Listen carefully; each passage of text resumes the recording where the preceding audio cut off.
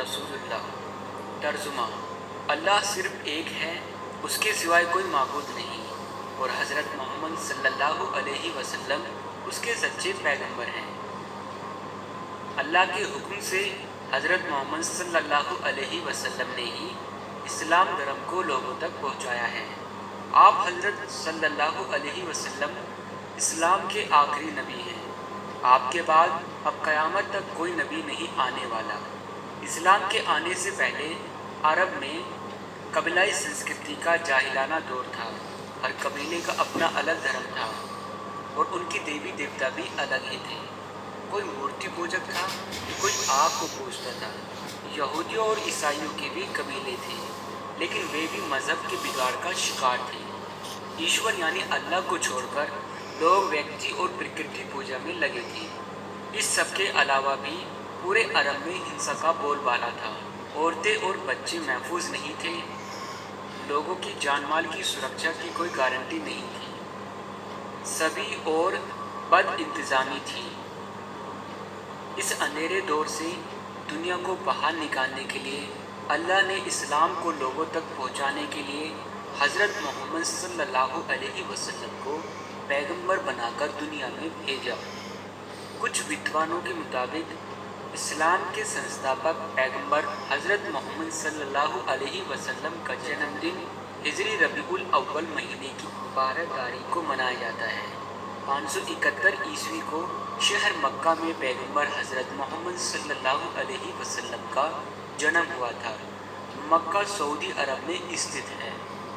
आप सल्लल्लाहु अलैहि वसल्लम के वालिद साहब यानी पिता का नाम अब्दुल्ला बिन अब्दुल मुत्तलिब था और वालिदा यानी माता का नाम आमना था। सल्लल्लाहु अलैहि वसल्लम के पिता का इंतकाल उनके जन्म के 2 माह बाद ही हो गया था। ऐसे में उनका लालन पालन उनके चाचा अबू तालिब ने किया। आपके चाचा अबू तालिब ने आपका ख्याल उनकी जान से भी ज़्यादा रखा। इबादत और इल्हाम: आप सल्लल्लाहु अलैहि वसल्लम बचपन से ही अल्लाह की इबादत में लगे रहते थे। आपने कई दिनों तक मक्का की एक पहाड़ी अबुल नूर पर इबादत की। 40 वर्ष की आयु में आपको अल्लाह की ओर से संदेश यानी इल्हाम प्राप्त हुआ। अल्लाह ने फरमाया, ये सब संसार, सूर्य, चाँद, सितारे मैंने पैदा किए। मुझे हमेशा याद करो, मैं केवल एक हूँ, मेरा कोई मानी सानी नहीं है। लोगों को समझाओ। हज़रत मोहम्मद सल्लल्लाहु अलैहि वसल्लम ने ऐसा करने का अल्लाह को वचन दिया, तभी से उन्हें नबूवत प्राप्त हुई। कुरान: हज़रत मोहम्मद सल्लल्लाहु अलैहि वसल्लम पर जो अल्लाह की पाक किताब उतारी गई वह है कुरान। अल्लाह ने फरिश्तों के सरदार जिब्राईल अलैहिस्सलाम के मार्फत पवित्र संदेश वही सुनाया। उस संदेश को ही कुरान में संग्रहित किया गया है।